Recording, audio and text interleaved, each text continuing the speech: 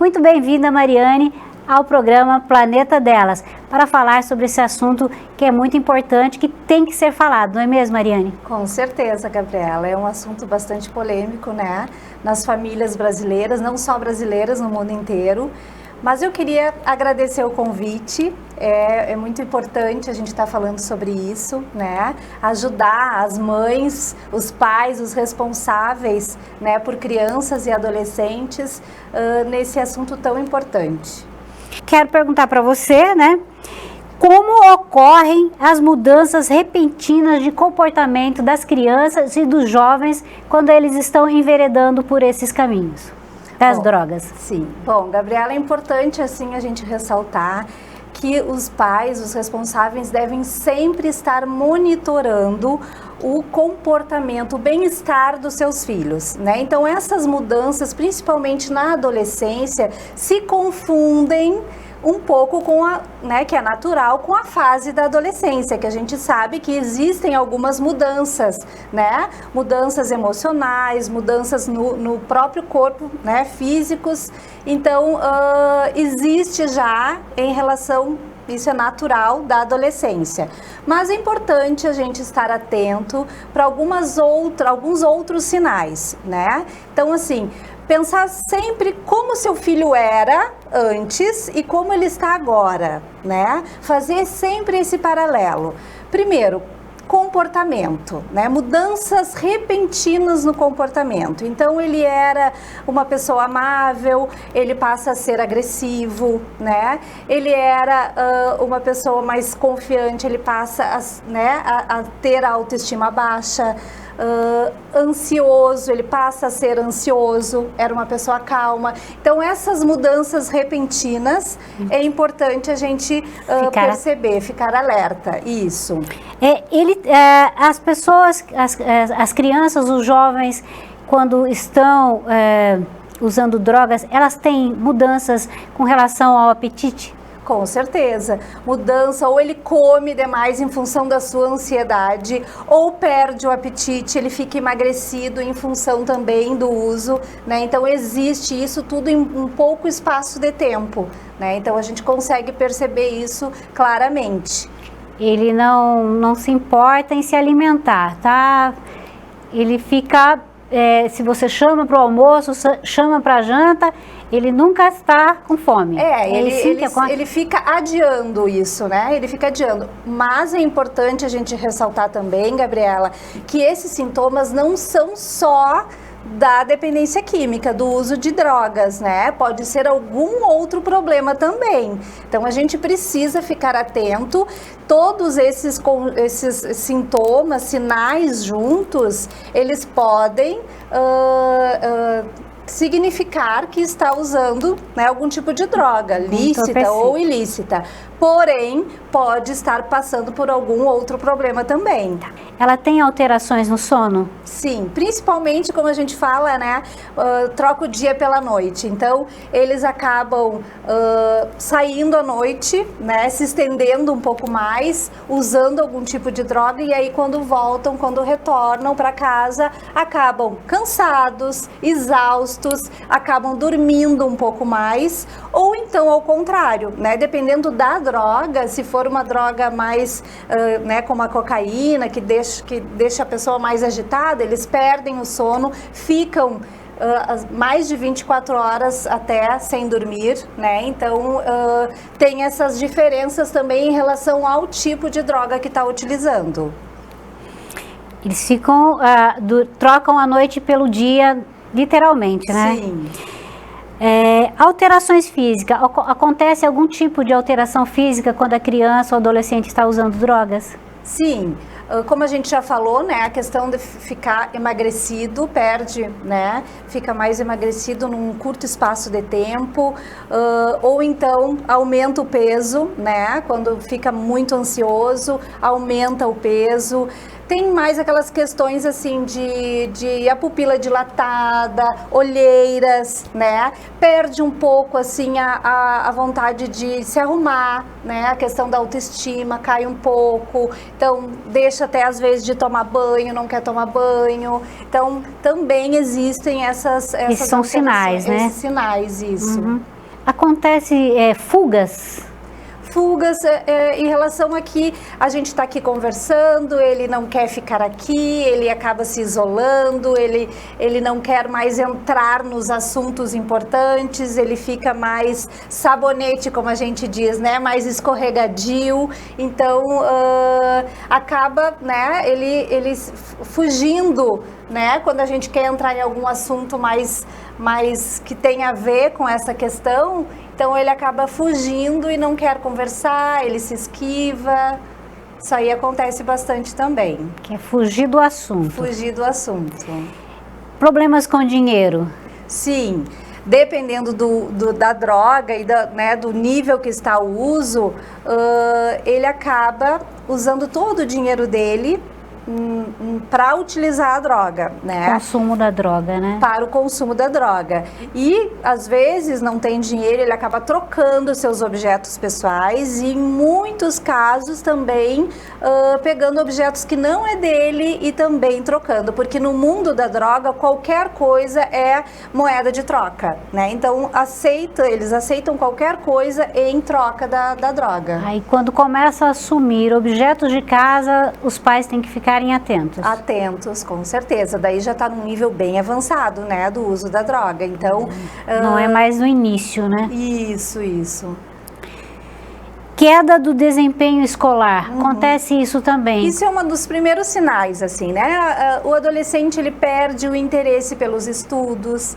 A gente vai falar sobre as faltas frequentes também no ambiente escolar. Então, ele acaba não indo nas aulas, matando a aula para poder estar com os colegas, né? Fazendo uso em algum lugar escondido, às vezes até dentro da própria escola, né? Ou então não entra na escola, vão para outros lugares fazer uso. E aí o rendimento, né, escolar cai lá embaixo. Isso é um sinal bem inicial, assim, do uso das drogas. Né? Isso. Faltas frequentes na escola, você disse, né? As faltas, o jovem, o adolescente que está usando drogas, ele começa a não ir na sala de aula, né? Sai de casa, mas não chega na escola também. E isso é importante, eu queria fazer uma colocação, que quando são crianças, a gente faz questão de acompanhar eles na escola, né? Desde levar na escola, ir nas reuniões escolares, conversar com as outras mães, e eles vão crescendo, isso é natural. A gente vai deixando um pouco de lado isso, né? Deixa de ir nas reuniões, não leva mais na escola, ele vai sozinho, ele vai criando uma certa independência e a gente vai gostando disso, né? Mas é importante a gente continuar fazendo esse acompanhamento, essa supervisão, porque pode acontecer isso, ele sai de casa para ir para a escola e não entra na escola e a gente não está nem sabendo, né? Porque a gente deixa de fazer esse acompanhamento. Sim, tem que ir de vez em quando lá na diretoria, ver como é que tá, né? E para isso existem as reuniões escolares, né? Existem as reuniões. Como você mesma disse, quando eles estão pequenininhos, a gente está levando, está buscando, está tendo contato ali com o ambiente escolar, sabendo o que o filho está... E na adolescência, a gente não tem mais isso, porque pressupõe-se, né, que não, já é adolescente, já está independente, como você mesma disse, é bom, né, essa independência, porque acaba que a gente tirando uma coisa das costas, uma responsabilidade, no caso dos pais, e nesse momento eles estão mais expostos do que nunca, né? Isso é muito importante a gente pensar, né? E não é só na escola, é para tudo, né? A gente vai deixando, claro que é bom para a adolescência eles terem uma certa independência, eles poderem fazer as coisas, terem autonomia para fazerem as suas coisas, mas e cadê aquele momento, a gente está repondo aquele momento que a gente fazia essas coisas com o adolescente, a gente repõe isso, aquele cuidado, aquele momento para o diálogo, né? Aquele momento para a gente poder bater um papo e falar sobre as coisas que estão acontecendo, a gente está repondo em algum outro momento isso? Então é importante a gente pensar, porque é muito importante a gente poder acompanhar a adolescência dos nossos filhos. Porque nesse vazio é que o vendedor de drogas chega, né? Que o aliciador chega, porque tem um vácuo ali, né? Um vácuo familiar. É nesse afastamento, né, Gabriela? É nesse afastamento que a família acaba colocando e que o próprio adolescente se coloca, né, em função de toda a questão da fase da adolescência, que é importante para eles, mas a gente precisa ter esse cuidado, né, de estar sempre atento, sempre alerta, monitorando o bem-estar deles, sabendo quem são os amigos, né, se possível, conhecer esses amigos, os pais dos amigos, conversar sobre assuntos polêmicos, principalmente sobre, né, o uso das drogas, tanto lícitas quanto ilícitas, falar sobre isso, ouvir qual é a opinião do meu filho sobre isso, porque eu não tenho a verdade absoluta, eu como pai, como mãe responsável, eu não tenho a verdade absoluta, eu tenho a minha vivência, né? Sim. Mas ele, então assim, escutar o que ele tem para dizer, o que ele está escutando na mídia, o que ele está escutando nas redes sociais. O que ele acha sobre esse ou outro assunto, né? Isso aí. É importante. Você estava dizendo que o adolescente, ele se isola da família quando ele está envolvido com o mundo das drogas, né?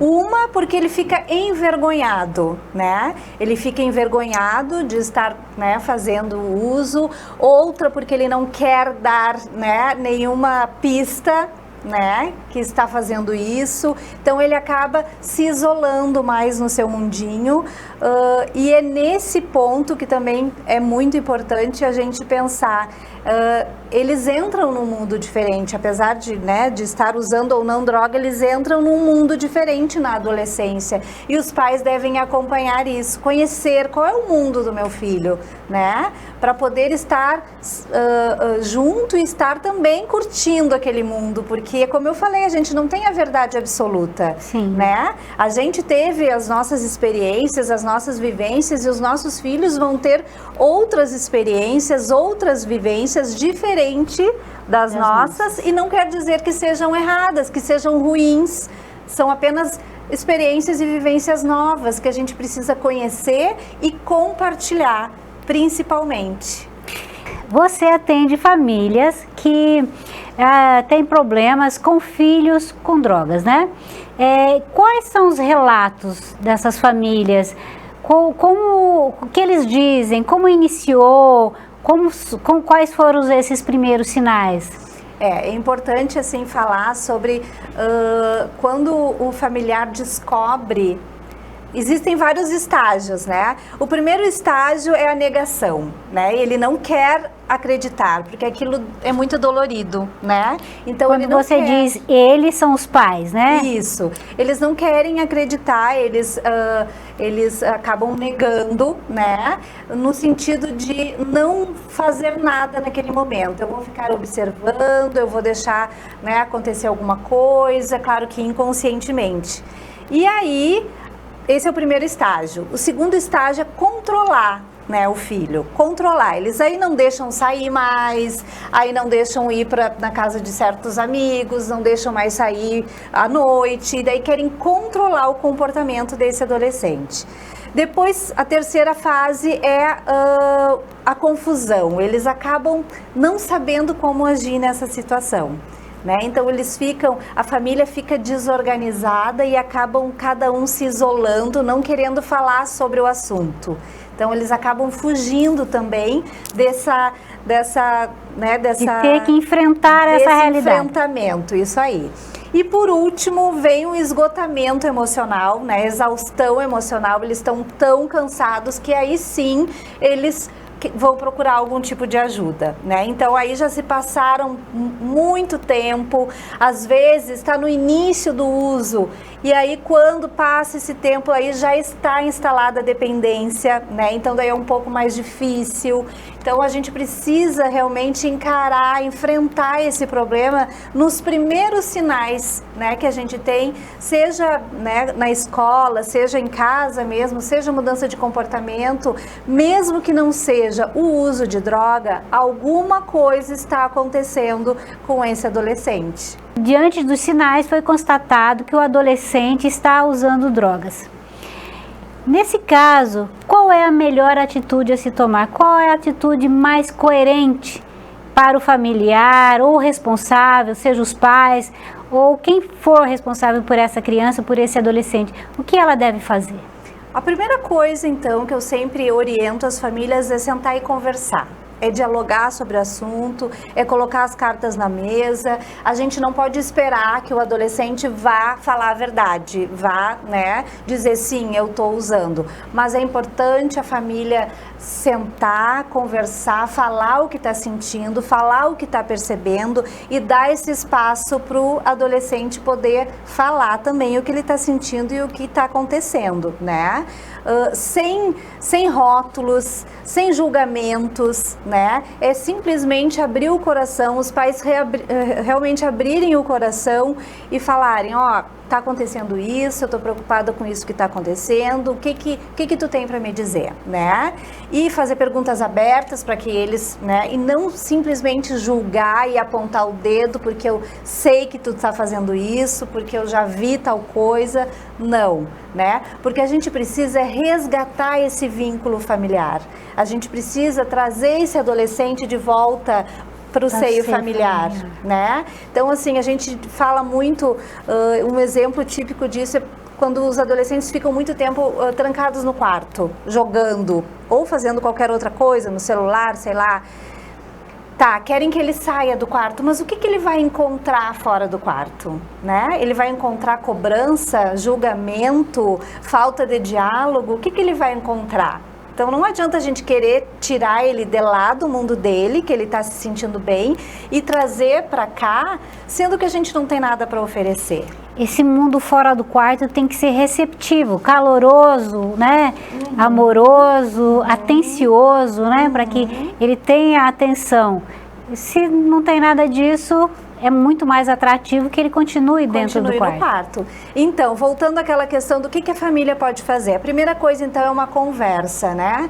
E depois eu sempre oriento, vamos estreitar esses vínculos, trazer vocês irem para o mundo dele e trazer ele para o mundo de vocês, né? Precisa ter, é uma via de mão dupla. E como eu faço isso, Mariane? Podendo lá jogar junto com ele lá dentro do quarto, né? Podendo num dia, vamos fazer o programa que tu tá escolhendo hoje, o que tu quer fazer hoje, qual restaurante tu quer ir hoje. Então poder fazer com que ele se sinta parte dessa família, para que ele sinta vontade de estar mais tempo junto com essa família, né? Dando autonomia, dando espaço para esse adolescente poder vivenciar mais momentos em família, porque para ele é um luto também, Gabriela, ele deixar de ser aquela criança e ser um adolescente independente e ter autonomia. Com responsabilidades, né, que ele não tinha quando era criança. Isso, então ele está vivenciando um luto, para ele é difícil também.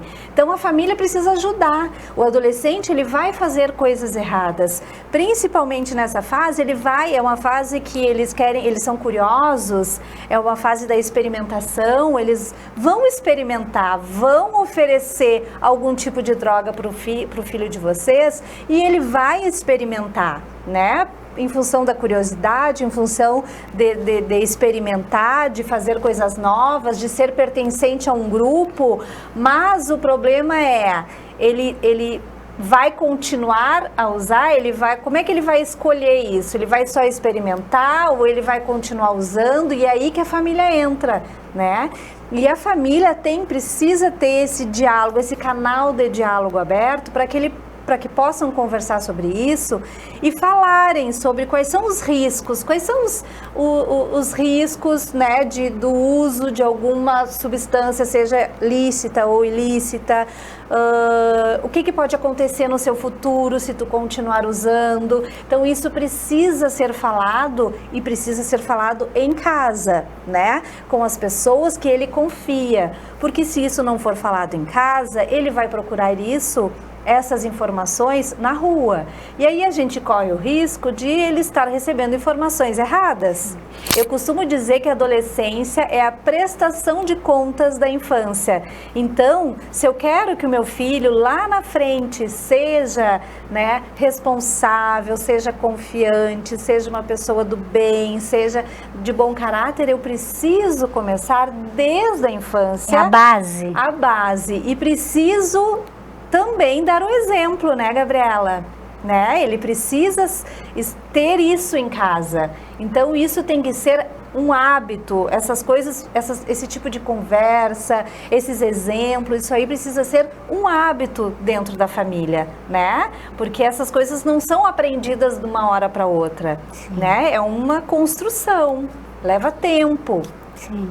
É plantar para colher. Você vai colher as consequências, né, de deixar seu filho de lado, da falta de atenção que você teve com o filho, e aí será tarde demais. Mas é importante a gente colocar que nem tudo está perdido se a gente descobrir, né, que o nosso filho está utilizando, está no início do uso. Então, assim, existe tratamento, né, existe o apoio da família é muito importante. Nesse momento onde o primeiro impacto, assim, da família é se sentir culpada, né, onde foi que eu errei, o que que eu fiz de errado. Mas não, é nesse momento que a gente precisa estar do lado deles, dando força, ensinando, né, ajudando, porque é como eu falei, o adolescente ele vai errar, mas a gente precisa estar ali do lado deles para poder acertar, né, o caminho novamente. Puxar eles para o caminho. Puxar eles para o caminho correto e mostrar qual é o caminho correto, né? Então a gente precisa sempre estar atento e monitorando o comportamento deles. O que leva a criança, os jovens, os adolescentes a se enveredarem para o mundo das drogas? Algumas coisas a gente já comentou, né? A baixa autoestima, falta de autoconfiança, falta de autorresponsabilidade, que, né, não vai dar nada, né, eu posso fazer que não vai dar nada, principalmente a curiosidade.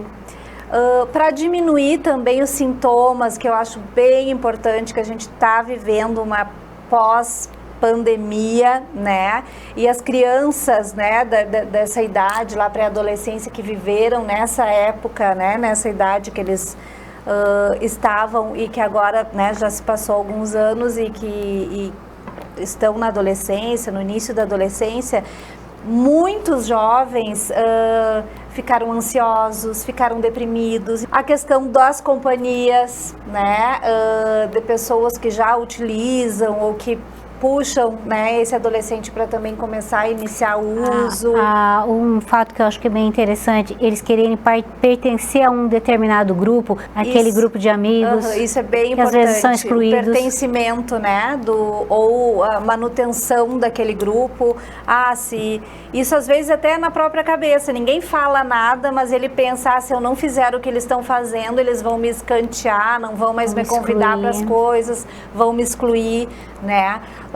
Outra coisa importante é a insegurança. Às vezes muitos jovens usam da droga porque se sentem naquele momento mais, né, mais fortes, mais fortalecidos de poder fazer alguma coisa. Então ficam insegurança. Ficam mais seguros, alegres, seguros, né? Principalmente quem é muito tímido, né, Gabriela? Quem é muito tímido procura algum tipo de droga para poder, até a bebida alcoólica, se sobressair. Para poder se soltar um pouco mais e se encorajar a fazer coisas que, se tivesse normal, sem uso de nenhuma droga, não se animaria a fazer, não conseguiria fazer, né?